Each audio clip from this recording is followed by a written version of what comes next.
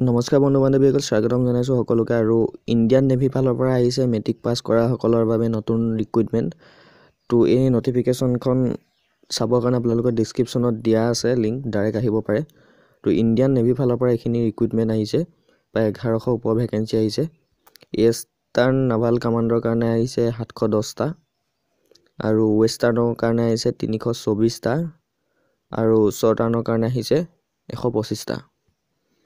তো ইয়াতে যিকোনো জেগা কেণ্ডিডেটে আবেদন কৰিব পাৰে কোৱালিফিকেশ্যনখিনি যদি মিলে, লগতে বাকী ক্ৰাইটেৰিয়াখিনি।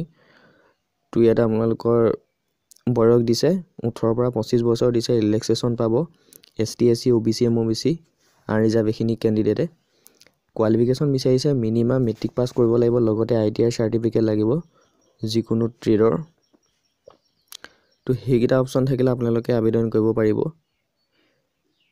আৰু ইয়াতে আপোনালোকৰ বাকী এক্সামিনেশ্যন চেণ্টাৰ সেইখিনি ইয়াতে উল্লেখ কৰা আছে, চাই ল'ব আগৰ যিখিনি এক্সামিনেশ্যন হৈছিলে যোৱা বছৰ।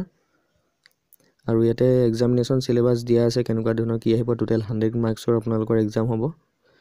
তো ইয়াতে জেনেৰেল ইংলিছৰ আহিব, যিখিনি মেট্ৰিক লেভেলৰ আহিব, লগতে ITI ওপৰত আহিব।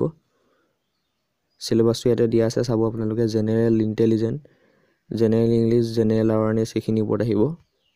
আৰু যদি আপোনালোকৰ এইখিনি কোৱালিফিকেশ্যন আছে, তেতিয়াহ'লে 22 ফেব্ৰুৱাৰীৰ পৰা আবেদন কৰিব পাৰিব। লাষ্ট ডেট দিছে 7 মাৰ্চ।